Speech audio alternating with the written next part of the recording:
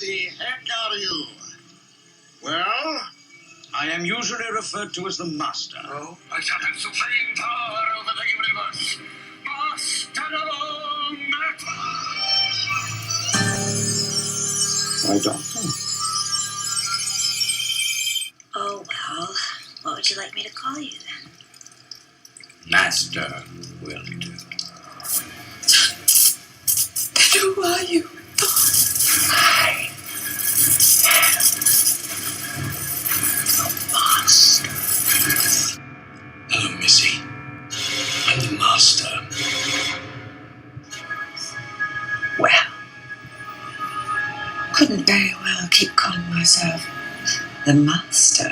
No. Doctor, I did say look for the Spy Master. Or should I say Spy Master. Welcome back to the Nerdy Grail. And as you can see here, I've got my 5th Doctor and Master figure set from the Planet of Fire. And I've got 3 box sets behind me that are all predominantly Master themed. Like we've got Season 8 with John Pertwee, which has the Master in every single episode. We have Season 18, which is Tom Baker's final season, where the Master pretty much ends the 4th Doctor's life. And then we have got Season 26, Sylvester McCoy's final series, which ends the classic series with the Doctor versing the Master. Now, the reason I've got this big Master theme is because obviously soon, in literally 2 days from now, we have got Doctor Who, The Reality War, which features the return of the other major Time Lord in the classic series known as the Rani. You know, we've got the potential return of Omega, Susan. We've got all the other major Time Lords returning, apart from the Meddling Monk. I want to see the Meddling Monk return. But obviously the Master's fate is still up in the air. Is he still trapped in the Gold Tooth? Is he being kept somewhere? Is he going to appear? What's going to happen with the Master going forward?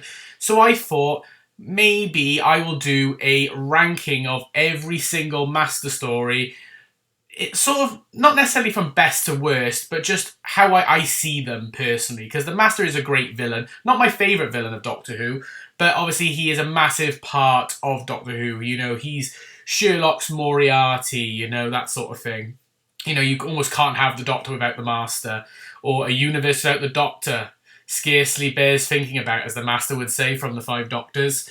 But how this is going to work is I'm going to do this in a tier list format. But there's a couple of rules that I want to just set beforehand. So if there is a multi-part story, which is predominantly from New Who, which focuses on the Master, I'll be focusing on the story as a whole, not as individual episodes. So, for example, Utopia, Sound of Drums, and Last of the Time Lords, I will do as a collective rather than as individual. And also there'll be 1 or 2 stories not on the list. So what I mean by that is I will not be including Scream of the Shulker, where there is a weird android-y version of the Master that the Doctor keeps in the TARDIS. And also, even though they try to say it is, I'm not including the War Games. So that will not be on the list. So do not think that the War Games is going to be on the list. I will be starting from Terror of the Autons.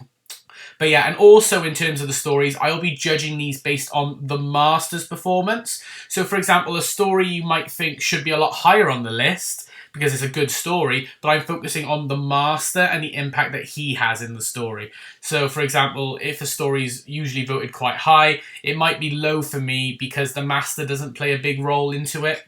So I'm focusing on it from the Master, not from a story standpoint, if that makes sense. But with all the little rules done and dusted, let's jump straight into this tier list, ranking every single Master story that we've had in Doctor Who so far, starting with Terror of the Autons and ending with the Power of the Doctor. Okay, so this is the tier list ranking every Master story. So we've got Terror of the Autons here, all the way to Power of the Doctor. So there's a fair few stories to get through here, so let's waste no time. I will do this in order, where I'll give you a brief idea of what I think of the story, but also, in particular, how the Master actually impacts the story. So the first one is Terror of the Autons, so the one that introduces the Master, introduces Jo Grant as a companion. And I think the Master is done really, really well in this story. Rog Delgado does a fantastic job as this new core villain who we're going to have for the rest of that current series. And he pops up a lot in the John Pertwee era. But he's got that perfect blend of, you could tell he used to be a friend of the Doctor, but also he's got some bad, evil intentions that he knows the Doctor wouldn't necessarily agree with, and I quite like that in the story. And I like how he tries to convince Jo. He manipulates Jo. He tries to work with the Autons. You really get that vibe, especially in the John Pertwee era, that the Master tries to work with people a lot more rather than him being a solo act, which is really, really cool. So for me, Terror of the Autons, I'm going to put in A tier. Not quite perfect, but it is a very, very solid start to the Master's era. Then you got The Mind of Evil. Now, I grew to this story a lot more as the years went on, and even rewatching it in the Season 8 Blu-ray collection range, I love The Mind of Evil now. I think it's a brilliant story. This little machine that the Master built, to delve deep into the minds of prisoners or people and make their fears reality and drives them insane. And I love, there's some great scenes in The Mind of Evil where we find out that the Master's actually quite scared and almost taunted by the Doctor. There's a giant hologram of the Doctor laughing in the Master's face. I think it's really, really good. And here you get to see the Master-Doctor relationship start to flourish a lot more. So for me, this one is also going in A tier because I think it is just another solid story, and the Master does such a good job in impacting the story. You get to see the two sides of the coin, the Doctor and then the Master. Claws of Axos is a little bit of an interesting one. I used to really like it. It was one of the first John Pertwees I watched. And there's a brilliant scenes with the Doctor trying to, pretend that he's going to go away and join the Master's side. And again, you get to see that what they wanted to do with the Master, make him like the brother of the Doctor, and the Master desperate for the Doctor's attention, desperate for the Doctor to join him. It's not a bad story, to be perfectly honest. But I think the Master's impact on it is not as strong as the first two. So for me, it's going to go down into B tier because I just don't think it's quite as strong as it is in Terror of the Autons and The Mind of Evil. Colony in Space. Now, the Master doesn't actually come into Colony in Space until I think it's part 4 out of 6. So he's not actually in most of it. And when he is there, he's there as this administrator. He's trying to find out what's going on. And he's sort of is controlling people, is trying to find the secrets of this planet, and is trying to frame the Doctor for stuff. The Master's not super strong. There's a great speech again of the Master trying to convince the Doctor that he should join him on his conquest. They could rule the galaxy or they could explore the galaxy together. He has another try at that. But for me, this is a story where both the story and the Master's impact on said story is actually not very good. So for me, I'm going to put Colony in Space down here in E tier, not quite F tier, because I do like one or two of the conversations the Doctor has with the Master, but the story's not very good, and the Master's impact is not very good, because like I said, he's not even in it for most of it, so it's quite low. Then we've got the Daemons. The Master's disguise in this is pathetic. I mean, most of the Roger Delgado disguises are. He doesn't really disguise his face. But, him working as a vicar priest in this local town to summon Azal, this almighty daemon, in order to try and rule the world. He corners off this small little village. It seems all a bit complex, a bit too much for the Master, to be honest. The story itself isn't too bad. I quite like the Daemons, but in terms of the Master, I don't know. There's just something about it that doesn't sit right with me. And so for me personally, I'm only going to put it in a D tier. I know some people may disagree with that, and that's perfectly fine. But for me, I think by this point in the series as well, with the Master being in every story so far, we sort of got a bit tired of seeing it, because it was the same thing again and again. The Master disguises himself as, a vicar, as, a factory worker, or whatever, someone of importance. No one can seem to recognise him, and then the Doctor finds out it's him, and then they just have a brawl. So, yeah, it was a rinse and repeat format for Series 8, unfortunately. The Sea Devils I really like as a story. I think the Sea Devils is great. The Master's actually been imprisoned for his crimes that he's committed throughout the past series. So he's finally been put to trial, but it turns out that actually he's actually in command. And I love that he's secretly been manipulating all the guards and the prison officers in the little island prison that he's been kept on, and he's trying to work with the Sea Devils in order to help them control the world. And I think the Sea Devils are brilliant. This is the best story for the Sea Devils. And the Master and the Doctor have a massive sword fight. I think the humour that the Master portrays here is really, really good. So for me, again, I think this is another solid Master story. And for me, I'm going to put it in A tier because I really love the Sea Devils and I think it's fantastic. Oh my god, the Time Monster, as both a story and as the Master's plotline, I'm sorry, but straight away I'm putting it down here in F tier. I don't like the Time Monster. It's too silly of a story. You know, the Master, Tom Tit, the little acronym for his little creation, his experiment that he's doing with crystals in order to bring this almighty being known as Kronos to find the lost city of Atlantis. It all just sounds a bit bizarre and weird, and yeah, I'm just not a huge fan of it. I like the comedy side of it. You know, the Master is probably one of the best in terms of the comedy side of Roger Delgado's Master, especially how he treats Joe Grant. But yeah, just overall, it's a bit too silly. It's a bit too wacky. Doesn't really make much sense. So I'm not a huge fan of the Time Monster, if I'm being perfectly honest. It's not my favourite story. It'd be lower on my John Pertwee list. And in terms of the Master's impact, yeah, I'm not really huge on it, to be honest. Frontier in Space is really, really good. We know we got the Master teaming up with the Ogrons, manipulating a situation again to put two species at war. He then teams up with the Daleks at the end. I think this is really, really good, and the Master is fantastic. And I love Frontier in Space as a story. The only thing I don't like about Frontier in Space is that the Doctor and Joe are constantly getting kidnapped and taken back to their jail cell. They even make jokes about it, like the Doctor says home sweet home. The Master even says something along the lines of like, well, back, you know, because they realise how stupid it is.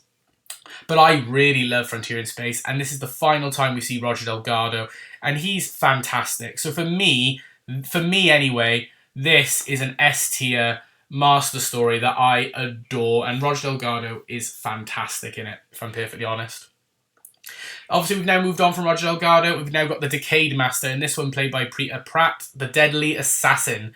I really like Deadly Assassin as a story, and obviously the Master is supposedly called the Doctor back to Gallifrey in order to get revenge on him. You know, he's trying to get like the seal of Rassilon, you know, the sash of Rassilon, Rod of Rassilon, in order to take down the Time Lords on Gallifrey. You know, he assassinates the president, which gets referenced in New Who. You know, there's a lot going on, and it's just the Master full of hate from something that's happened in the past. It's hard for me to separate it from a story to the Master. I think I'm going to put it right here in C tier. If I was to judge it based on a story, Deadly Assassin would be like A tier. But in terms of the Master, I'm putting it C tier just because, you know, the Master's in it, but you almost don't feel like he's there. Like, it didn't need to be a Master story, but I do think what the Master does do is interesting and traps the Doctor in the Matrix, and they have like a brawl inside the Matrix. I think it's good. Well, I say the Master has a brawl with the Doctor inside the Matrix. He tricks one of the Time Lords and captures them and uses them to fight the Doctor. But yeah, like I said, Deadly Assassin, good story, but for a Master story, I think you could have replaced it with someone else. The Keeper of Traken. Now, I love The Keeper of Traken. Like I said, as a story, Keeper of Traken is a really fun story. As a Master story, though, I think personally it's more akin to be like I'm gonna say D tier. It's not super strong because you don't actually see the Master until the last 5 minutes of the end of the story, where then he traps the Doctor in his TARDIS, trying to take over his body, trying to use the power of the Keeper to rejuvenate himself, get himself a new body. That's the whole point of this, is he's finally dying and finally wants to get a new form, which in the end he ends up stealing Nissa's father's body, Treemass's body, merging with him to create the Anthony Ainley Master. You know, so you don't see the Master a lot. A lot of the time, you just see his TARDIS or this stone statue known as the Melka, which is sort of the Master's like way of getting around. As a story, it's a great story. You know, it's like a whodunit sort of story, and I like the setting of Traken. I think it's beautiful. But as a Master story, quite lackluster. So that's why I'm putting it D tier. Not quite E and F tier, but I would say D tier in terms of Master. Logopolis. Now, this has a massive impact in a lot of Doctor Who. Like, this is the only time that Nissa's father plays any role in terms of, the Master stealing his body, where Nissa actually realises that the Master's taken her father's body. The Master even pretends to be Nissa's father, which is really good. Nice manipulative side of the Master coming through there, playing at the heartstrings. Really evil and sinister. I love it. And obviously the Master ends up being the one who holds the universe to ransom, takes down the world of Logopolis, causes the destruction of numerous planets, even Nissa's planet of Traken, and causes the Fourth Doctor to fall to his untimely demise. So I think, for me, in terms of Logopolis, in terms of the Master, I think it's another A-tier worthy story, if I'm honest. In terms of the Master, like, Logopolis as a story would probably be more B to C tier, but for the Master, at least in my opinion, I really like Logopolis, and I think it's strong. Castrovalva with Peter Davison. When you've had the massive climax of Logopolis, the Doctor's regenerated, there's not many places the Master can then go without it starting to feel a bit same old, especially after the Master was in the last 2 stories. Otherwise, you start to fall into the season 8 trap again. And this one, obviously, the Master kidnaps Adric, creates this whole world known as Castrovalva in order to lure the Doctor in, who's weak from regeneration. To do what exactly, really? It's not really overly crystal clear what he plans on doing with the Doctor when he gets him, or what he's going to do with Adric once his use runs out. It's a bit weird, if I'm not going to lie. So for me, Castrovalva I'm going to put as a C tier. In terms of a story, I'd probably say it's B tier. But in terms of Master, I just think it's okay. It's an okay Master story. I should have prefaced that before. C tier is okay. Anything below that is sort of bad to terrible. And anything above that is good to fantastic. Time Flight, well, if you know my opinion on Time Flight from my worst Doctor Who for classic eras list. I don't like Time Flight. Time Flight is instantly going in F tier. It is a terrible story and a terrible Master story.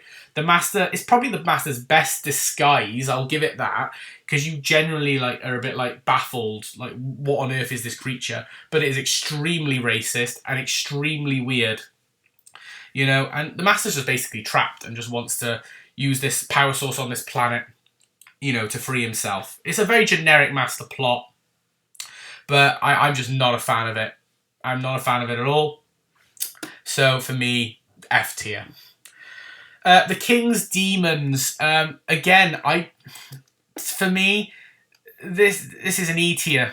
E tier. It's not much better than Time Flight. It's a short little 2-parter. This also introduces Chameleon, where the Master's using Chameleon in order to trick. He makes a facsimile of the king in order to get him to sign Magna Carta, and basically trying to mess with history is the bottom line of it. But the Master doesn't come into it until, he's in it for all the way, but he doesn't reveal himself until the end of part 1, and then you've only got 20-25 minutes of the Master, who just wanders around the different rooms, not really doing an awful lot. So for me, yeah, it's E tier. The Five Doctors is an interesting one because the Master is technically, even though he's an antagonist in this, he's also supposed to be a kind of protagonist, because the Time Lords send the Master in to try and save the Doctor from being wiped from existence, and the Master actually agrees to that, and he has some fantastic interactions with the Third Doctor in particular, but obviously with the Fifth Doctor. I really like the Master in this story. The Brigadier punches him. I think it's hilarious. So for me, I'm actually going to put the Five Doctors in B tier, because I actually quite like the Master in the Five Doctors. It's not the perfect Master story, but it's a fun one nonetheless for me, as both a story and a Master story in general. Planet of Fire is a weird one. It's the final one of Chameleon, the final one of Turlo, the introduction of Perry. The Master, literally in this one, is trying to use this source in order to try and basically, again, revitalize his body, because he's accidentally shrunk himself and now he's trapped in his own TARDIS shrunk, and so he uses Chameleon in order to try and save himself. So it's a Honey, I Shrunk the Kids with the Master, so to speak. So it's a very silly Master story, and the Master is sort of in and out between Chameleon. I don't know, As a story, I like Planet Fire, but it's silly. So I don't know. I'm tossing and turning between C. I'm going to put it in C tier for Master Worthy. It's not the best. It's a silly story, but it's a fun one. But for the Master, I wouldn't say it's one of his best. Mark the Rani. I'm sorry. I'm going to put it in E tier. Not quite F tier, because I do like the interactions that the Master has with the Rani. But this story's called Mark of the Rani, and you really notice it. It's a Rani story. It's not a Master story. The Master is so shoehorned in here. It's pathetic. Both the Doctor and the Rani at some point in the story basically go along the lines of saying, why are you even here? So, yeah, the Master is just like the third wheel. And he doesn't really do a lot. He's very silly. He's disguised as a scarecrow watching the Doctor from a field for the first part of the story. And I'm just like, what are you doing, Master? I don't get it. And also, how are you even back? They don't really explain that very well. So yeah, no, for me, it's an E tier. In terms of a story, I'd say Mark the Rani's probably about a C tier. But in terms of the Master's use, E tier. Debatably F tier, but I'm going to be fair just because the Master and the Rani do have a funny relationship in that story. If you've watched the story, you know what I mean by that. Trial of a Time Lord is... I'm going to put D tier. But, it's weird because the Master is bizarre in this story. Like, look, I'm going to put it in D tier. Okay? Now, the Master in Trial of a Time Lord, the Ultimate Foe, obviously his core role in this is to basically reveal to us, the audience, and obviously to the courtroom, that actually the Valiant is the Doctor, and basically to help the Doctor out. A bit like Five Doctors, where he's trying to help the Doctor out. But once he's done that, he's sort of pointless. And we find out that the Master's actually the one who sent Glitz and Mel to the Doctor in order to help him out. It's very weird. So apart from sending people, the Master doesn't do anything, and he is kind of pointless. So... yeah, I'm being quite generous putting it in D tier, and to be fair, the last part of Trial of the Time Lord is a bit of a lackluster end to quite a dramatic series, to be honest.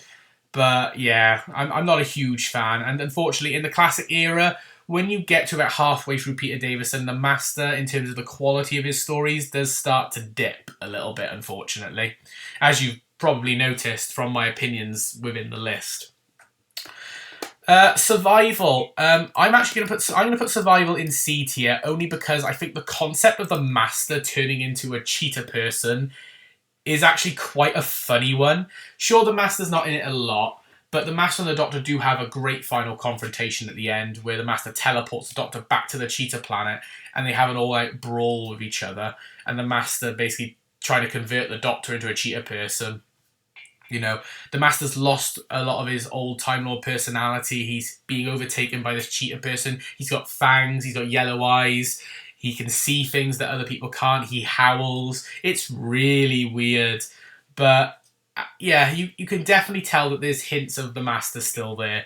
I'm just putting it in C tier for fun aspect. It's, like, unlike stories like The Time Monster, where there's fun aspects, but they're not done in a great way, Survival, for me, it's done in a fun way, and I quite like the story. The TV movie Master. See, Eric Roberts is a really good actor and does do a fantastic job overall, I will say. It is one of the most different versions of the Master, but... you know, it's a very unique plot, and he's come so close to succeeding. You know, he's very close to taking all the Doctor's lives and ruling the world. So I'm actually, and I know it's going to be bizarre for some people, but I'm actually going to put Eric Roberts' Master in B tier for the TV movie. And just remember, this is my opinion, but I'm just saying that for what the Master does in the story, he's able to manipulate a companion, he's able to steal a body, he's able to infiltrate the Doctor's TARDIS, he's able to capture the Doctor, he's able to practically kill the companions, and almost succeeds in fully stealing the Doctor's body and his future regenerations. This Master is intense, people. I'm not going to lie. And Eric Roberts is just cool. There's some funny scenes when the Master and Lee are chasing the Doctor and Grace all across San Francisco. I just think it's great. Right, now into the new series. So now I've got to judge them there's multi-part stories, and I'm going to try and judge them as a whole. So we've got Utopia, Last of the Time Lords and Sound of Drums, or Utopia, Sound of Drums, Last of the Time Lords. John Sims Master. Now, Utopia is a fantastic story where you got the tail end of Derek Jacobi's War Master, who's hidden away due to the Chameleon Arch, which was a core theme in Series 3. He's released, and then the Master regenerates after Chando shoots him. So then you get John Sims Master. And then part 2 of the story, the Master's now Prime Minister of Great Britain and has the Doctor and companions seen as fugitives and has them on the run. Really good. And the Master wins. I really like the Sound of Drums. But then Last of the Time Lords lets it down. So for me, I'm going to put this in B tier because Utopia and Sound of Drums I really like.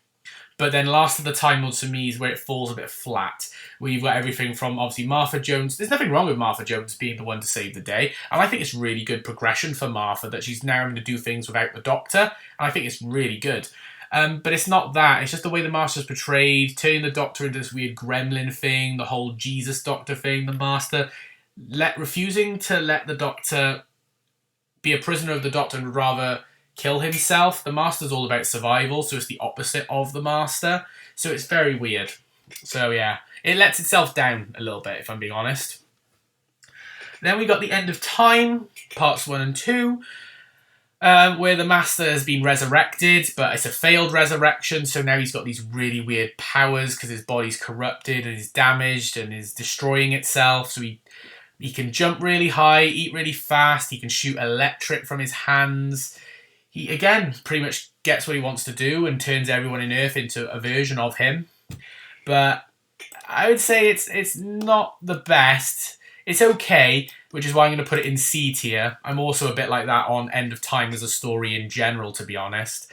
So for me, yeah, I would say C tier for End of Time, because it's a bit too much, really, if I'm honest. Then we skip the whole Matt Smith era and we get straight into the Peter Capaldi era with Missy, Michelle Gomez, the female incarnation of the Master. I say this all the time. Michelle Gomez is a fantastic actress. She does a superb job and she would have been an amazing candidate for the Rani. As the Master, though, I still struggle to see her as the Master. But she is fantastic in what she does, which is really difficult because obviously I've got to judge this as the Master. For me, Death in Heaven and Heaven Sent, I'm going to be a bit lenient, but I'm going to put this in D tier because, yeah, I struggle. I struggle to see Missy as the Master, to be honest. And yeah, she just does a bit random things. And there's the long whole scene in the graveyard at the end. Not a huge fan of. Magician's Apprentice, and which is familiar. The Dalek 2-parter in Series 9 where Missy tags along. You know, it's a bit of fun. You know, Missy trying to get their attention at the start by making all the planes in the world stop. Just so she can deliver the confession dial to the Doctor. And then her team up with Clara is fun, but doesn't go anywhere. And then there's a plot line at the end which never comes to fruition. So for me personally, I'm actually going to put this, and remember I'm judging this based on the Master, not as a story. So I'm going to put Witch is Familiar and Magician's Apprentice, or the other way around, E tier, because you didn't really need Missy to be in this. And a lot of the things that she does doesn't really play an impact later on. And someone else could have given the Doctor the confession dial. It really didn't have to be Missy. Then you've got The World, Enough and Time and the Doctor Falls. For me, I really like this story. I'm going to put this up in A tier in terms of Master Story. Next, I've got to try and separate it from Master Story to just story in general, because it would be S tier, because I love World, Enough and Time and the Doctor Falls. I think it's a fantastic, one of my favourite Peter Capaldi stories. In fact, it's second on my list of ranking New Who. I love this story. Michelle Gomez is really good as Missy, and we get John Sim back as the Master, who does the Master of Disguise thing. So we get a classic series Master in the form of a New Who Master. He disguises himself. He has a goatee. He has the black outfit. He's brilliant. I love John Sim in this, and his interactions with his female incarnation are great. But just for me, I don't know, it just falls short slightly. but it's very close to S tier, and I love the fact that both of them end up killing each other at the end, you know, so that, you know, the Master doesn't want Missy to turn good, and yeah, and Missy wants the Master to become her so she can become good. It's really weird, but I like it. I like it. I think it's really good. And the Master taunting Bill all through the story is great. Then we come to the Sacha Dhawan era and the current stroke previous era of the Master, because at the moment, because we haven't seen the Master since, Sacha is still the Master, but also he's kind of not anymore, because obviously we assume that he dies at the end of Power of the Doctor to get trapped in the tooth by the toy maker, but we'll have to wait and see. So we've got Spyfall Part 1 and 2. See, I love Sacha. Sacha, for me, is an amazing Master. I know that's controversial, because I know a lot of people say that he's not very good. I've met Sacha also in real life, and he signed my Series 12 Steelbook. Lovely man. I've got his cosplay that I will be dressing as when I go to another Comic-Con this year to meet Michelle Gomez.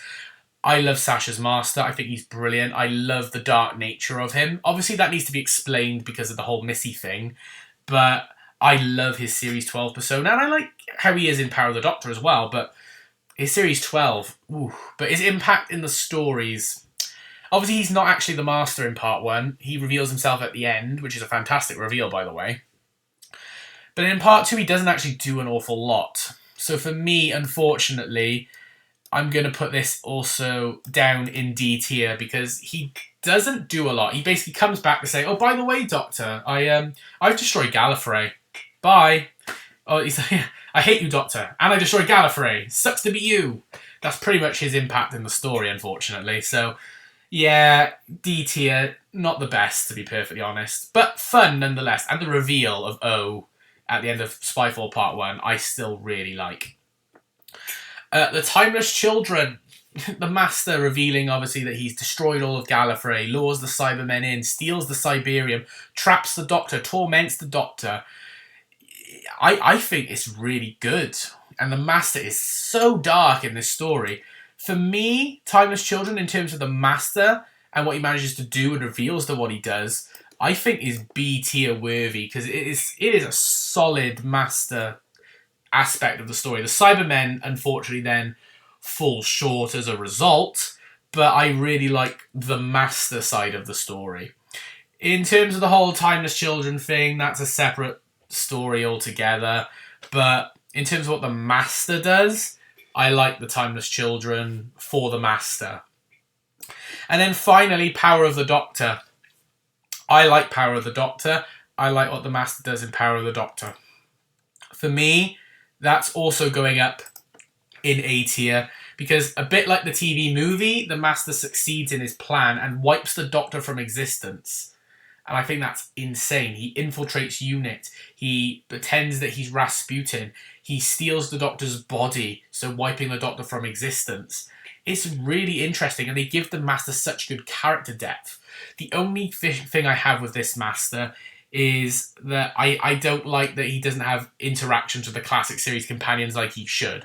Tegan and Ace come back, and yet it's almost like the Master never fought them. It's really weird, so I'm not huge on that aspect.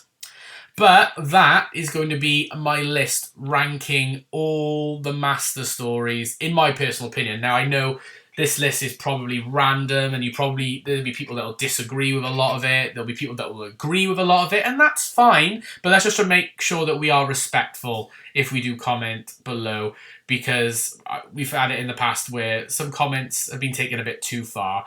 And everyone's different, remember.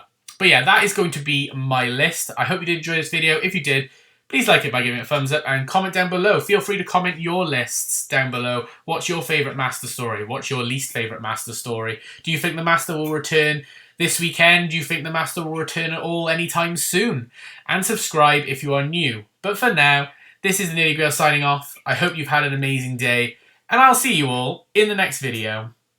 Bye for now, everyone.